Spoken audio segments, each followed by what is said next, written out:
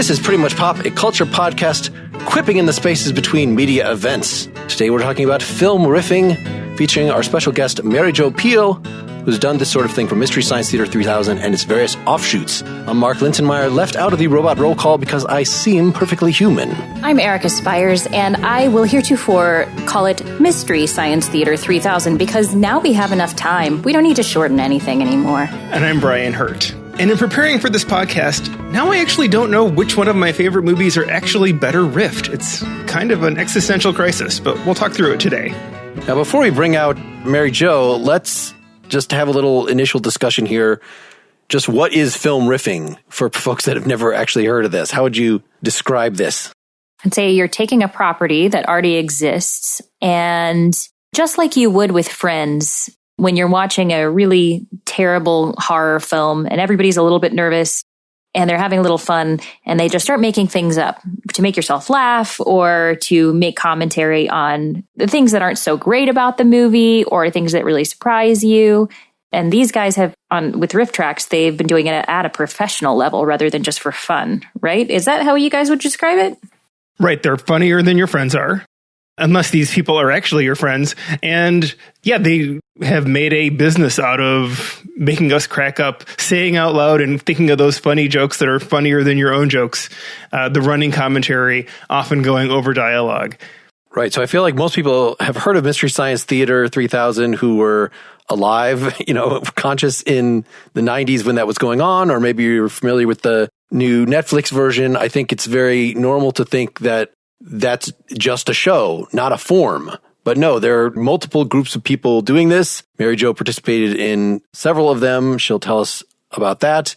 I guess I did want to address the sort of the moral question. I like the way you put it, Erica, but that sort of makes it seem like it only happens with certain kind of movies that are already, I guess, depending on which group is doing this, some of Mystery Science Theater was restricted to cheesy movies. But I guess the question is, what constitutes a cheesy movie?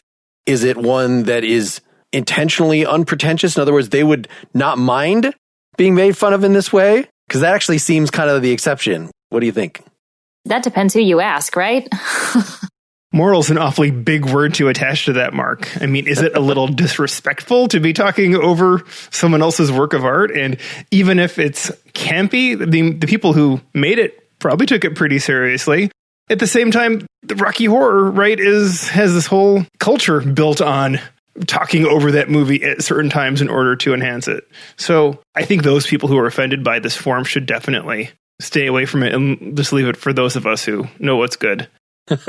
Some filmmakers were so enamored by the format that they offered to make cheesy movies specifically to be riffed by Mystery Science Theater, which sort of defeats the purpose. No, they don't tend to want to take on these, Troma Productions self-consciously campy things because those kind of have the riffing, have the humor maybe already built into them. It seems a little redundant to do that. But how would you feel if you were Tommy Wiseau of The Room fame, who is just roasted? I mean, on the one hand, he gets to be famous, but he's just notorious. And this is not, of course, restricted to Rifftrax's treatment of that. You probably didn't even know there was one of The Room.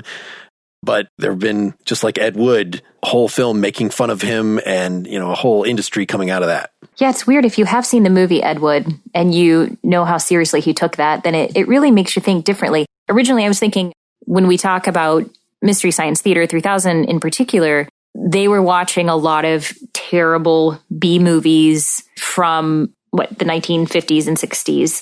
A lot of space age stuff, terrible horror movies. And we can look at that now through our current lens and say, oh my gosh, those were clearly B movies. Those are terrible. But that was somebody else's dream, I suppose. And I think I would personally have a really hard time doing it professionally. I think that's why I have a hard time being a critic of any sort on this show, is because I know that people have good intentions. It doesn't mean that I have to enjoy it, but I want to try to respect it. However, I think a big part of what comedians do is riff on everyday life. So why not films? And I don't think they're wrong for that. I just think you have to have the right constitution to be ready to be called out if somebody gets upset with you for it.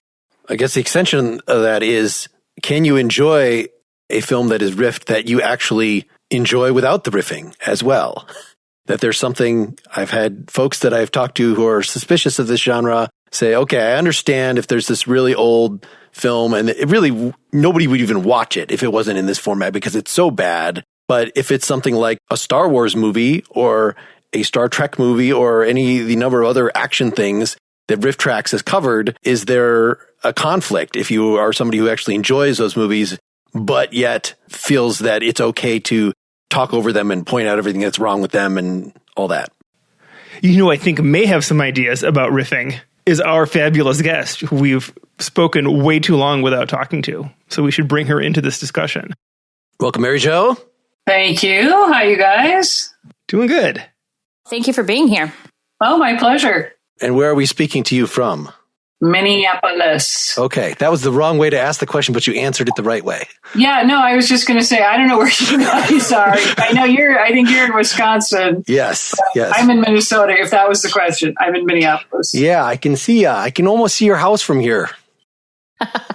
This is a topic that I've been preparing for many years. And then I dragged Brian, who I've known for a long time, into seeing some of these things with me. Erica, was this a little new to you? I grew up watching Mystery Science Theater, but Rifftrax to me was new. I remember the first time I said something to Mark about it, and he's like, well, it's the same thing. It's new. It's the new version of it. So that to me was different. And learning actually who you guys are, those of you who are riffing, putting a face to the voice was new to me. Yeah. So, Mary Jo, you're the straddler, that you are in the original Mystery Science Theater and you're in... Oh, if I had a nickel for every time I've heard that. You're in the Joel Hodgson offshoots and in the Mike Nelson Rifftrax offshoots.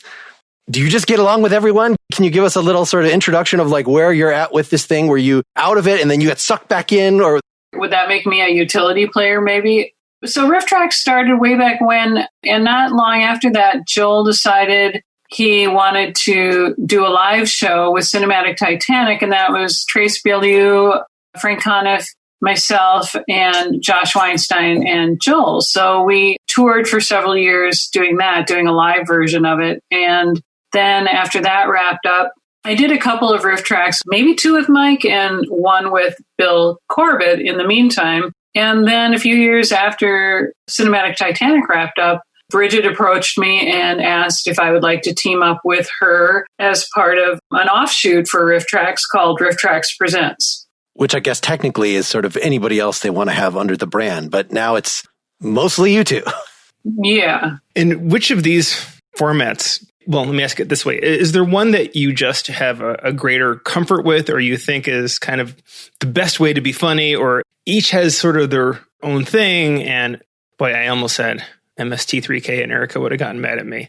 Mystery Science Theater had the shtick around the riffing, and Rifftrax is just the Rifftrax, and then the live shows are their thing. Do you have a preference? If someone could just say, you get to do this next thing and you get to pick, what would you choose to do? Oh, that's a really good question. I loved doing Cinematic Titanic. I came up doing stand-up comedy, so that response, that interaction with the audience, I was kind of weaned on it. It was so much fun. I had so much fun traveling with those guys and doing it live and meeting fans. I mean, to hear that response in an auditorium is really a high. All the same, doing Rifftrax, I have so much fun with Bridget. We work really hard. We work on the scripts. It's really nice to collaborate like I did with Cinematic Titanic. I didn't realize that that was such an important part of my creative process. And so I really enjoy that. I have to say that I'm not really much of a comparer of things. I'm just in the thing that I'm doing. I love doing Rifftrax. I'm so lucky to be able to do it. And I loved doing Cinematic Titanic. And when I get to do the live shows with Rifftrax, sometimes Bridget and I will do a bit or do Sketchfest. I love it. That's how I came up, doing live performance. I'll just mention to my co-host that Mary Jo just said I asked a good question, so I'm off the schneid now. It's up to you two to carry the show from now on. I'm punching out.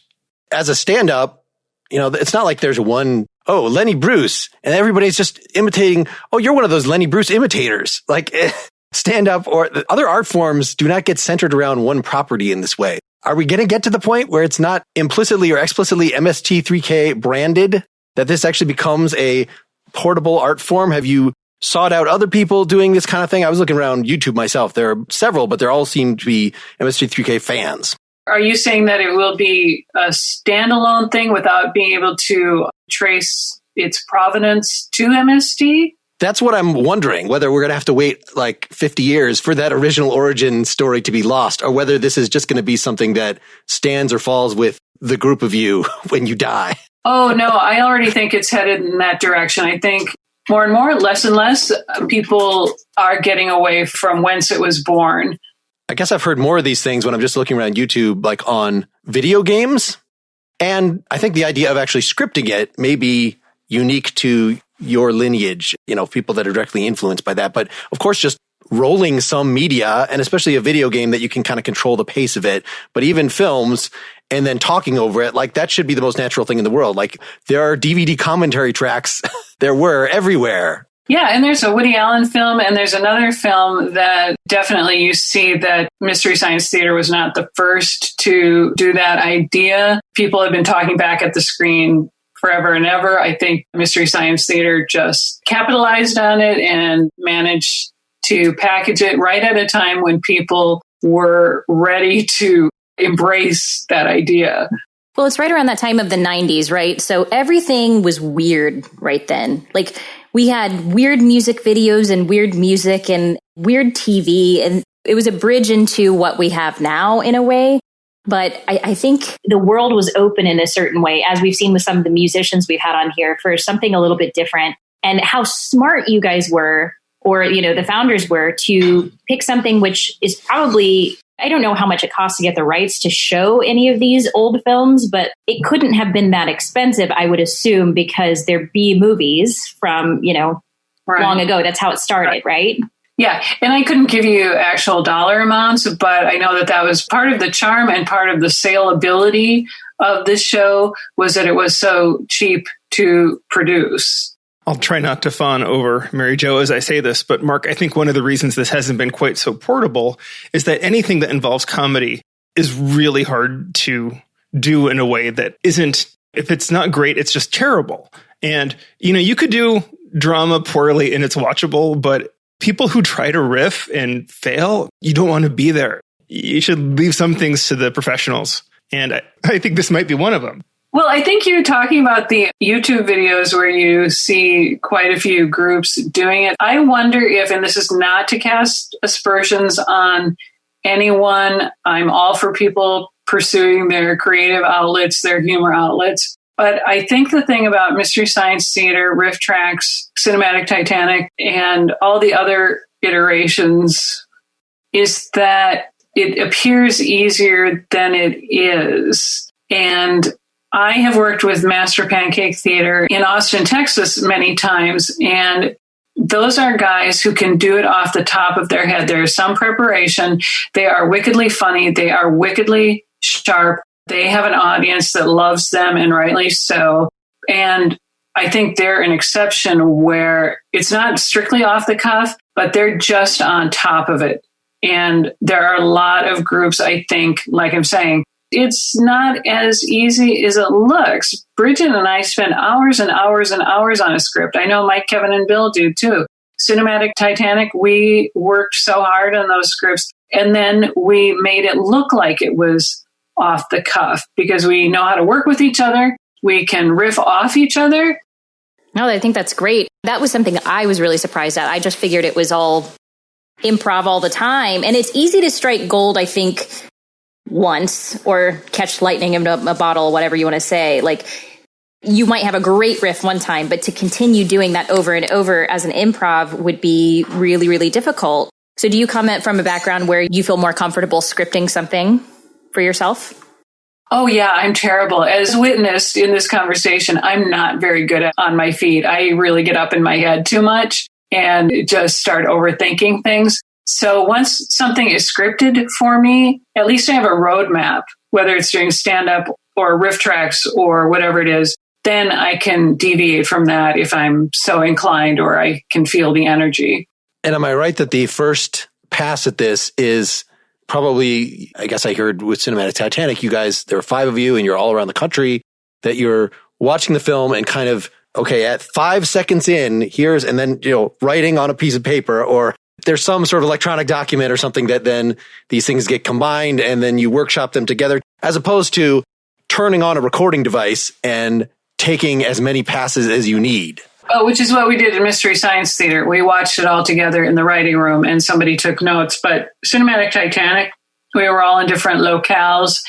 And this was before Google Docs, so we didn't have a shared document that we could each work on. What we did is we did the time code. We did our section of the script. I don't think each of us wrote the whole movie. No, I think we did all write the whole movie. Then we had somebody combine it in an Excel spreadsheet by the time code so we could see all the jokes offered for one time code. And then we divided it up to edit it down to what we felt like was the right joke. But we didn't actually rehearse it. I think we rehearsed a couple of times on the phone, but we didn't have Zoom or anything. So we couldn't necessarily, it was a harder process. We might be on our own scripts, but it wasn't a shared document. And of course, now all that has changed amazingly. So it's changed, but really comedy does get done with Excel still. It's a known, that's their brand, right? The shorts I found to sort of people who are not already interested in this seem to be much easier for me to foist on someone, not just because that they're short, but just because of, I don't know, the character of it. Something about that, that's what I show my kids more than I can't get them to sit down and watch a whole, let alone a bad movie. Like we did Twilight. We could do something that may be a movie that they would watch, but shorts, easy to sell. Many people have said that to me, that they're able to sink their teeth into a short easier than a movie. And I don't know if it's these shorts come out right away with their premise. They're so goofy because most of them are teaching some sort of lesson, a lot of them old school lessons. I don't know why that is. What do you guys think? Why are the shorts so appealing to people? I think you're right in part that they get to their point because no one's trying to pad out a 90-minute movie or however long. It's just as long as it needs to be. But I think there's a profound earnestness to them. Nobody is saying, well, I'm going to make this movie, but what I really want to do is make The Godfather, but I'm stuck making this Roger Corman movie. And it's not always even movie makers making these movies, right? It's the ham board or it's whoever. And they think they're really communicating this thing that needs to be communicated. And it's like, yeah, you deserve whatever you get coming. From my perspective, for me, it's like 3 p.m. dose of oxygen sometimes when I just need something that I know is going to be silly and it's going to feed my spirit. And I really don't have time to get into something longer. And a short is just perfect. Yeah, I think definitely things are getting shorter and shorter. TikTok is now the big thing with this quarantine. Everybody's like wanting to put a TikTok out there and they're so quick and easy to digest. Now we have Quibi, of course. Right. Which I haven't gotten into, but I hear they're tiny stories. Is that right? Yeah, I don't know. I'm not into it either. I prefer the long form movie. I just think there's so much more to draw from in that. And you can really develop a relationship with your audience with that. And Mark, you had mentioned something in our notes and our discussion about what it takes to be a successful riffer. And part of that might be related to the inside jokes and how you relate to the audience itself once they get to know you. That's one of the questions that with Mystery Science Theater, having the sketches in between sets up so you know who these people are. In fact, you can even see the puppets, doing their things. I'm not sure. I was able to introduce Rifftrax to my kids without them ever having seen the original show. And then, oh no, here's a Bridget and Mary Jo one. Well, I don't recognize those voices. And then, it's just like listening to a podcast. You listen to enough of it, you get an idea, but it's not hitting you over the head in the way that like, here are the people. I know even in the pre-Rifftrax that they did the film crew, just about 5 of them, that let's have skits to show you who these guys are so you can connect with them. I feel like Mystery Science Theater, because it was a new format on the airwaves, needed those characters to grease the skids or have an on-ramp for people. That there was a situation imposed on them where they had to do this, obviously, in the narrative of it. When we started doing Cinematic Titanic, we came up with a framework But then we abandoned it. When we started doing live shows, we just abandoned it because we felt like, and I feel like Rifftrax came to this before Cinematic Titanic, we felt like people already knew the concept. So they didn't need a framework. They didn't need to be handheld. We were able to dive right into it. And I think the narrative served Mystery Science Theater. I also feel like Rifftrax and Cinematic Titanic, being free of it, was really helpful too, really freeing. What was it like to be able to suddenly riff huge, big budget, well-loved movies? This idea of Rifftrax were, and I apologize if there were some in Mystery Science Theater that were bigger than I realized, but I don't get the sense that there really were. But to suddenly have Rifftrax for Star Wars movies and things like that, it's a really different kind of thing, isn't it? Bridget and I haven't done any of the big blockbusters like that. So I don't know how I would feel doing that. I know that when I was doing Master Pancake in Austin, we did one of my personal favorites, The Sound of Music. And the thing is, you can always find a way in, I think. Some of the classics, I don't know. Like I say, I haven't tried to do any of the classics. I know Mike and I did what's her name? You know who I'm talking about, Mariah Carey. The classic Glitter, yes. I watched that. And I can't remember, was that a blockbuster or not? No matter, it was so stupid that we had an on-ramp for that. I think you might be downplaying The Sound of Music, that little-known movie. I mean, you said it's one of your favorites, yes? I mean, it's super corny. It's super over the top. It is very much of its time. 1965, very hopeful, very earnest, very overproduced. I love the music. I love it. I still found a way into it. Do you watch it differently knowing that you're going to riff it? Yes. When I am watching a movie that I have to riff, you get so granular that for me, I lose track of the plot. When I am recording it with Bridget, sometimes we'll have to stop because I'll forget where I am because I'm realizing there's a plot point. Like, oh, that guy is killing that guy. And Bridget and Kevin, who records it for us, give me kind of a bad time because if I stop saying stuff, Kevin will stop the recording. And he said, "You were watching the movie, weren't you?" Yes, I'm sorry. I didn't know. I didn't get this part. I didn't get that part. Even though they're really dumb, bad movies, I get lost in them. Yeah, so the Nazis rolled into Austria. I got it. Yeah, well, that I came up with. This is before I even, heard of riffing, but it's these older movies where I'm taking a 10-minute section because we divide it among ourselves, and you're stopping every 10 seconds. It's very fragmented. Do you guys record separately or are you together in a room? And if you do record separately, how do you keep that fresh? We're recording together, but the past couple of movies we've done, we're recording from our homes. And what keeps it fresh for me is having such a good rapport with Bridget and just trusting her funny. And I can hear her saying a lot of lines. So I hear that in my head and respond to that because I just think she's so funny and I enjoy her as a person and a comedian. So I'm very much in that track. I see the lines, I can hear her saying it, and that's what keeps me engaged. It's just hitting that line, trying to hit it at the risk of repeating myself. Well, I personally love your accent. It's not strong. I don't have any accent. Not at all. What? I don't have any accent. Some of the videos I saw, I was like, oh, this is so sweet. I love it. Isn't that awful? But I get it. I'm from the Ozarks, so sometimes I definitely have an accent and sometimes I don't. There's something about that northern Midwestern accent that feels relatable, even though I'm not from there.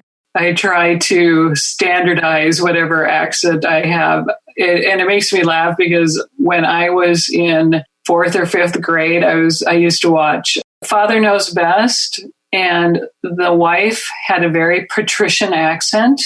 And I was so self-conscious about my Midwestern accent, my Minnesota accent that I heard all around me, that when I was in 4th grade, I started affecting that patrician accent. Like I would say to people, would you care for a piece of gum? Just not quite British, just, Boston Brahmin. Some of what, again, to circle back, why the shorts are appealing is because we're just making fun of the past, that those things are even more so. There's only so many times you can say, oh, that's so 70s in a movie. It's an hour and a half of stuff. But, where the whole thing is just such an anachronism, like why they're doing this in the first place, why they're doing it this way, the fact that this thing would be shown in schools or used as an industrial tool. I think that's a really good point because there's such a difference in the time period. The 70s, 80s, those younger, older movies, there's a little bit more of a touchstone there, a little bit more relatable. But you're right. The black and white shorts are such an anachronism. It's so different. It's so stark in the way that they present mores and attitudes that we can make fun of it more. We can get a foothold in making fun of it. All right, I have been waiting to rip into Mark for something, and I'd like to do it in Mary Jo's presence and have her back me up on this. So I'm going to frame this as a question to you, Mary Jo. All right, so say someone needed to prepare for a podcast, and he or she, but let's say he needed to watch certain movies in order to do it. Do you think that watching the Rifftrax version of that movie is really an acceptable method for, say, watching the Star Trek movies? Have you been much of a consumer of those things? I guess is partly why he's asking. I'm not sure I know what the question is. Are you saying that if you have to educate yourself on, say, the Star Trek oeuvre, would the unriffed version do versus the riffed version? Would the riffed version make any sense as the way to watch it if you were trying to educate yourself? You're still getting the plot information. It depends on what you're trying to educate yourself for. Have I gone overly pedantic in the answer you desired? No, you just came down on the wrong side. The wrong side? Well, you didn't come down on my side on this because I would like Mark to maybe get a sense that Wrath of Khan has some moving moments, but it is truly impossible to get any of the dramatic thrust of a movie when there's all this great stuff happening just trying to make me laugh the whole time. Yeah, poking holes in it. Yeah, I can see that. All right, well, this didn't go the way I wanted, but I'll live with it. That'll learn you. Well, it's a risk. You walk out there, something can happen to you. I used to, with the Rifftrax, always insist, even if it was like Reign of Fire, this terrible, like I will rent the movie, I will watch it straight through to experience it as it was meant to be experienced. And then I will watch the commentary, immediately during my day or 2 days that I'd rented it from Blockbuster. Blockbuster? And how much time do you have? What? I'm telling you, we do one of these pretty much every week, and he watches and or listens or reads to everything associated with it. I don't know how he does it. That's not a good thing. That's not for the public to hear. No, it is. It's kind of incredible. I really admire people who drill deep. Yeah, well, I was trying on this to get a flavor. Like I've never, say tried to get a taxonomy of the jokes. And I guess I wanted to ask you, you do so many of these. Do you get to the point where it's not just like, what's a funny thing I can say here, but, oh, here's a reference spot. I can act in unison with the person on screen. Like, I don't know. Do you think in terms of typologies of joke? Oh, we've already had too many of those references. We got to put in some more, I don't even know the other types. You tell me.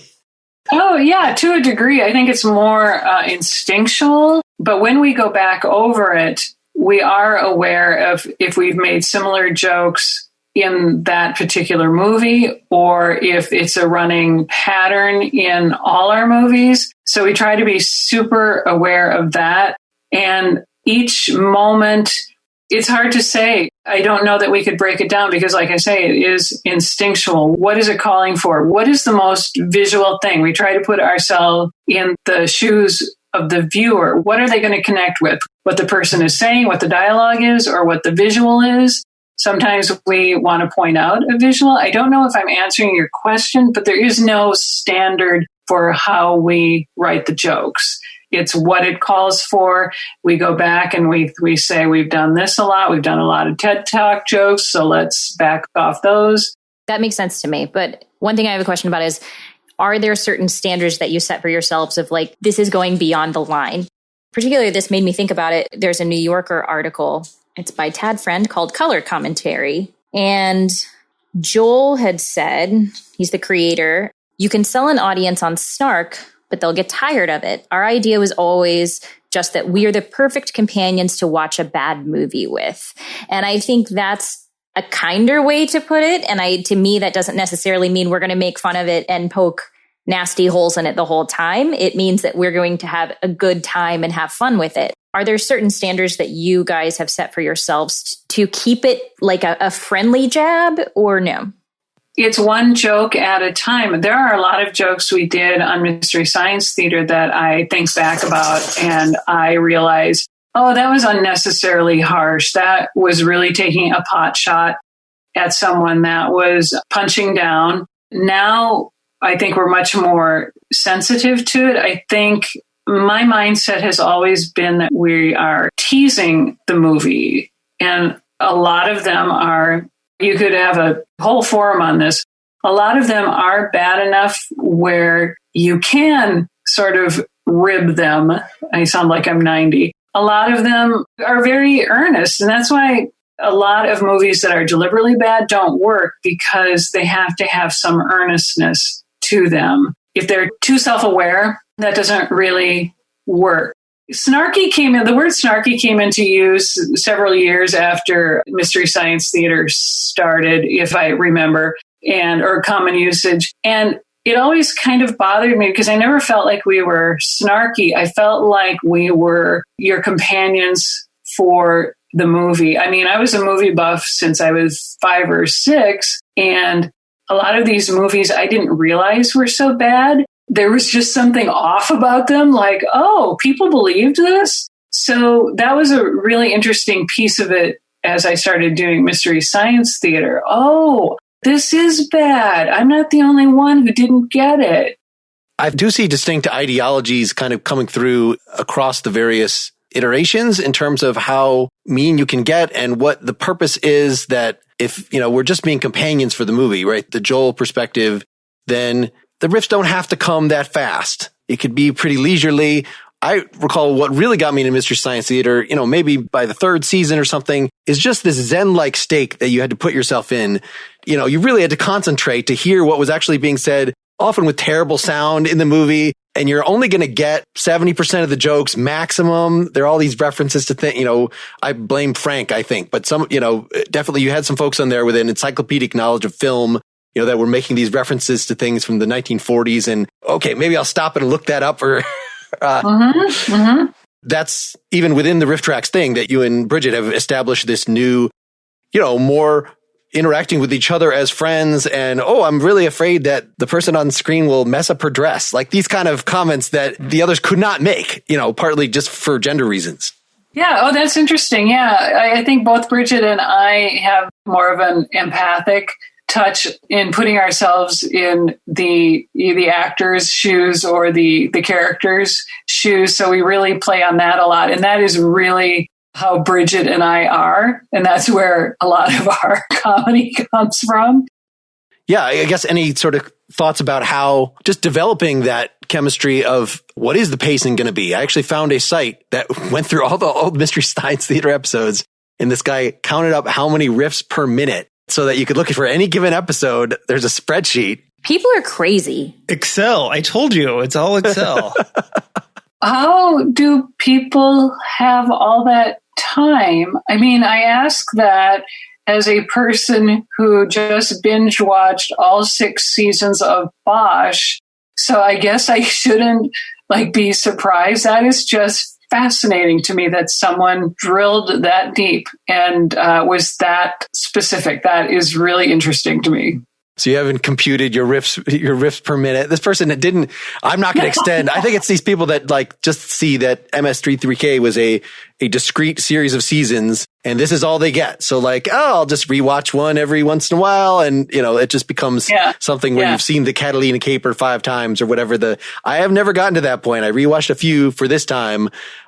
I underestimated with so many jokes. I think I've gotten a little spoiled by Rifftrax because I think that you guys have gotten so that it's more consistently funny minute to minute, as opposed to I'm entering this Zen-like state of listening to all the references. And it's not that I have to laugh at, if I had to laugh at even most of them, it would hurt. It would be exhausting.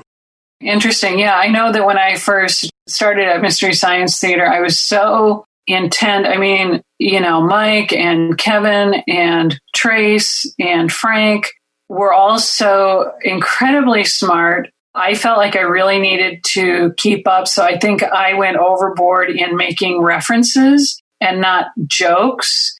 I think maybe that was just part and parcel of what MST was at that time. And as I've gone on in my riffing career, for me personally, it's just more important to make a joke. Like the reference might be in there, but the thing that Bridget and I will ask each other is that a joke or is it a reference? And maybe it is a reference and maybe we're okay with that. Yeah, I used to refer to the whole thing as free association theater. I'm going to go watch some free association theater. Yeah, right. Just like as a mind expanding thing. It's not humor exactly. It's more sophisticated than that. I can't explain it to you. Come on.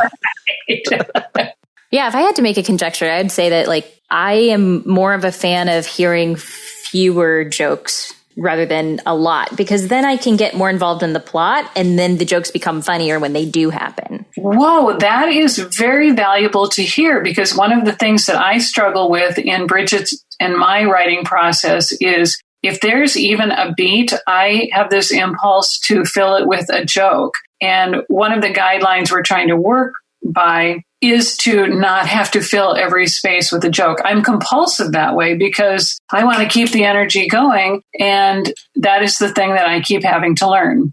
I completely identify with that.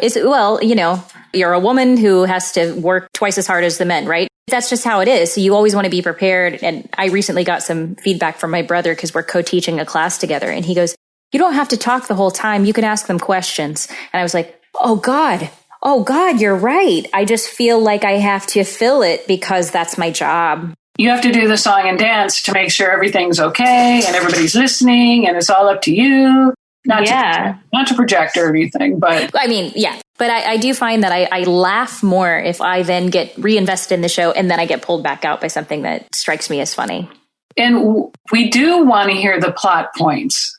You do need to... People are still trying to go along with what the intended plot is, however lame it is. It's a little different, but the commentary tracks that I used to listen to all the time back when I would rent physical media, you could tell when you had a good rhythm of information versus just watching the movie. And I would watch them a lot. And sometimes it would be just constant chatter. And it's like, I do need to see some of this because I just saw the movie once. I need some markers here. And sometimes it would just be these long silences. And you got to say something, pal, because I'm watching this movie a second time. I need something else. As we were preparing for this, I was reminded of a very unusual audio track, a commentary track for the movie Donnie Darko, which was the director, Richard Kelly, I don't know if I have his name right, chatting with Kevin Smith, who had nothing to do with the movie. And they were talking about the movie. And I kind of want I don't really listen to these anymore, but I want every movie track just to have someone who's not related to it, just talking about it, someone interesting like Kevin Smith. And it was possibly one of the best tracks I had listened to. So you're a relative of that, I think. So it's all sort of part of the same thing. It was also hard not to think of pop-up video as we were preparing for this, because that was just another completely different way of interacting with sort of having all this metadata coming at you. And some of it was just informational, but some of it was just done for yucks and a little too much reading. Sometimes I was not in the mood to engage that part of my brain all the time when I just wanted to be entertained. But I loved it because I would watch those videos all the time as a kid, right? I would just watch them over and over. And so to see anything pop up was pretty exciting. But I guess you guys were a precursor for that, though. Is that right? You guys kind of started this formally, I guess, started it on television. And then a lot of shows came up that kind of started doing the riffing thing.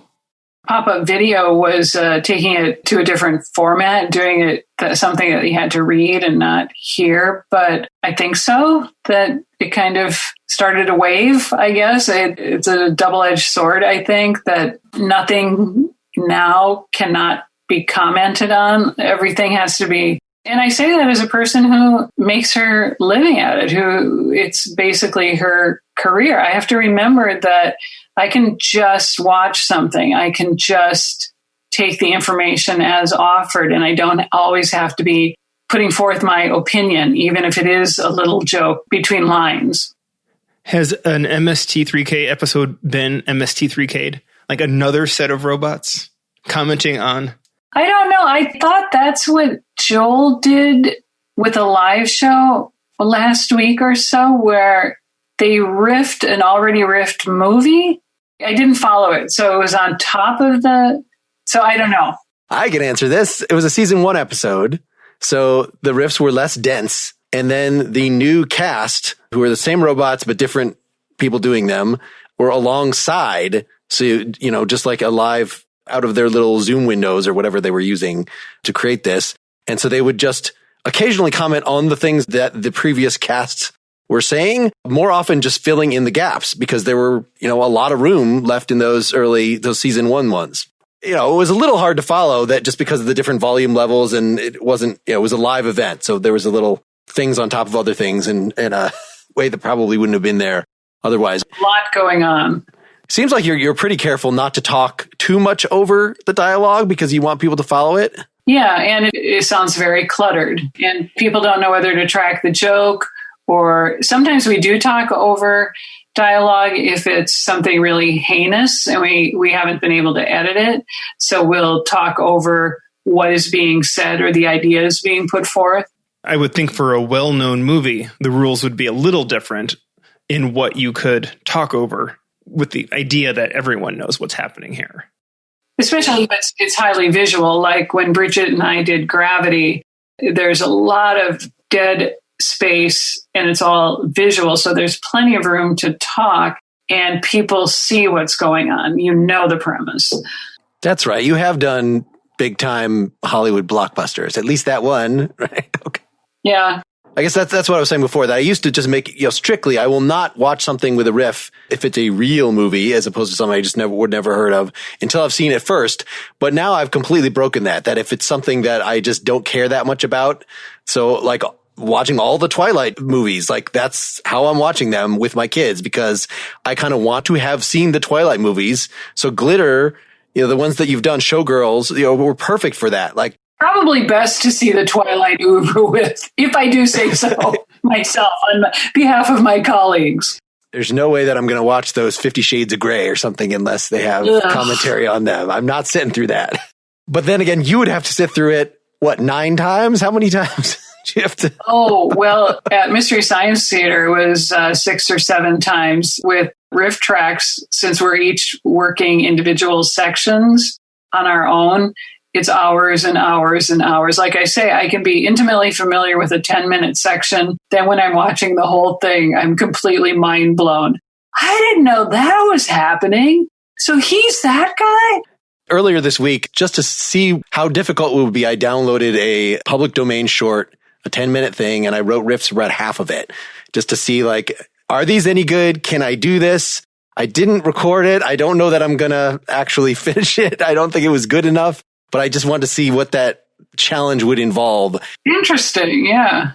Hey, I want to hear it because you did quite a bit of riffing during the Korean film. We all, Mary Jo, we all watched a Korean film together on Netflix, like Netflix Party.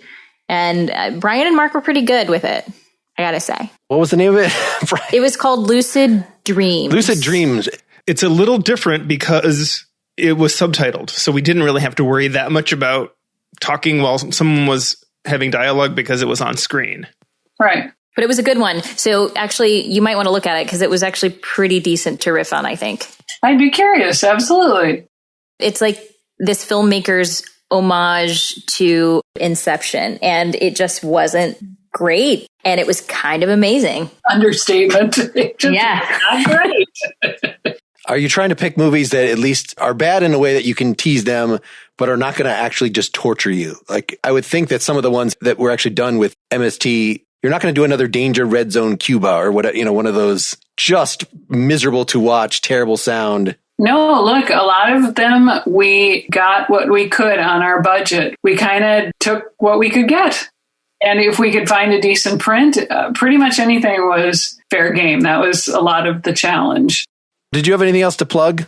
Well, Rifftrax, and I have been so up my butt about, I'm working on a memoir about my mom, and I'm hoping to finish it this year. She read a ton, and after she died, we found all these index cards where she kept records of everything she read. And they are so funny, unintentionally funny, just like her opinions on stuff. Like, here's the name of this book. I didn't like the lead character. In one, just to give an example, in one of the books she read, there's the title, there's the date, and then she writes, the author used the word eschatological on page 4, so I quit the book. Do not read any more by this. I mean, she's so... I'm trying to fashion a memoir around it, and her love of reading and these wonderful, pithy book reviews. So I'm deep with that. Mary Jo, if that doesn't come on page 4 of your book, I'm going to be deeply disappointed. That is a great idea, Brian. Thank you. I'm stealing that. Well, I love the idea that it's still humor that is reacting to something that is pre-existing. That just true seems enough. So much easier to me than writing. I don't want to say riffing is easy, because it's not. It's freaking hard, and to make them actually funny. But just having something to react to as opposed to stand up, where you're reacting to the world. Did you ever notice that? Yeah, well, I mean, that's storytelling one way or the other, right? Like, I'm telling a story around something. If it were stand-up, it's still a story about something. I don't know. It's been a delight, you guys. Thank you. You're welcome. It's been great to talk to you. Bye.